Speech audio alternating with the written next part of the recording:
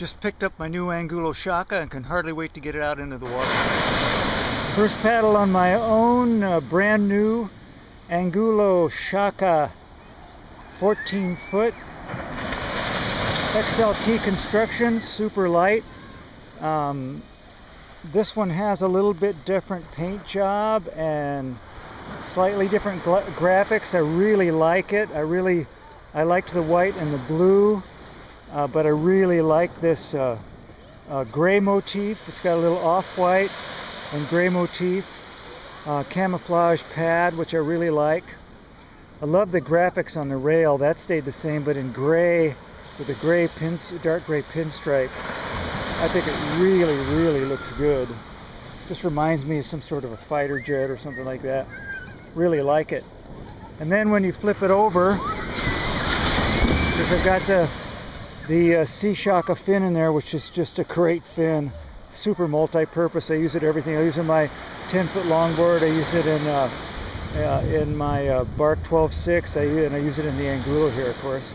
So the XLT has got a little graphic on there, and then the dimensions are on here. Now anybody that knows Ed knows that he's committed to his faith and religion, so he acknowledges his God through Jesus, and he puts Jesus loves you and the sign of the fish on every board.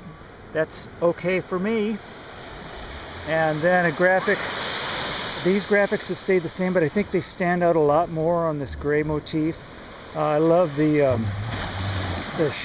Tiger Shaka graphic here, the jaws and teeth coming back to the Angulo symbol, eyeballs on the shark, which I think is pretty cool, and then the gills on either side. So really happy with this board. And carrying it down here from the parking lot, I think what we've got is a board that's actually a little bit lighter than the ones I've been riding. I don't know if that's just me, but it feels lighter. I think the handle placement was changed a little bit different, which is good, because it seems to be really well balanced. So I carried it down nose forward, and haven't been able to do that with the other boards. It just seemed a little bit better balanced with the tail forward, but this one seems really well balanced, so I'm stoked. So nice board. I hardly wait to get out. Just a flat water paddle today out here at New Brighton, and just to get the feel of it. Actually, it's an overcast day. It's been like this for a few days now, but the wind is like zero. So to be at this dead flat glassy is unusual, but really kind of nice. A great day for a paddle, a great day to get my inaugural paddle in for my new Angulo Shaka 14.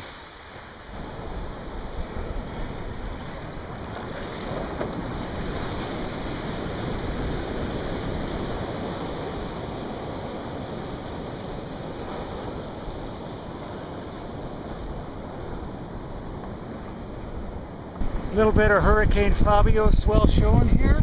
Pretty inconsistent, but you know, there's some waves.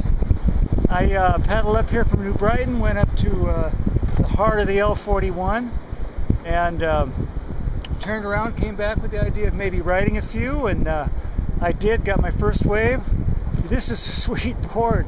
You don't have to worry about keeping the nose up as much as you do with the Bark, because it's got some rocker in it, and it doesn't have that penetrating nose.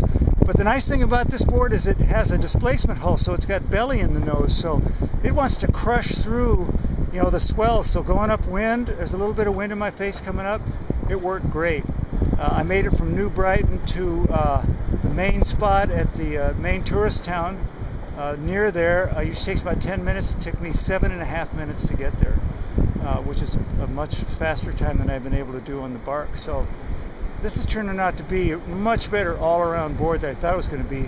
Frankly, I bought it for downwinding, but I'm digging the flat water paddling characteristics of it already, so I'm looking forward to catching a few more waves with it right now, and then a nice leisurely paddle back. Just a sweet board, really well designed. I'm loving it. Thanks, Ed.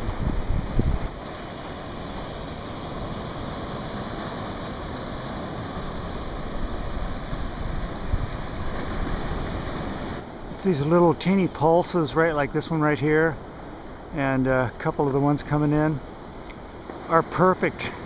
The Shaka picks them right up. and you ride all the way to the beach practically.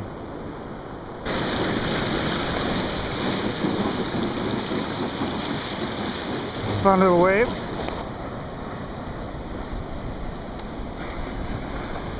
It's hard to see from this angle, but there's a little bit of a V in that nose there, so it actually comes up a little bit, and I crashed through a couple of waves paddling back out from that first one I caught, and it just wants to wash through that whitewater really nice.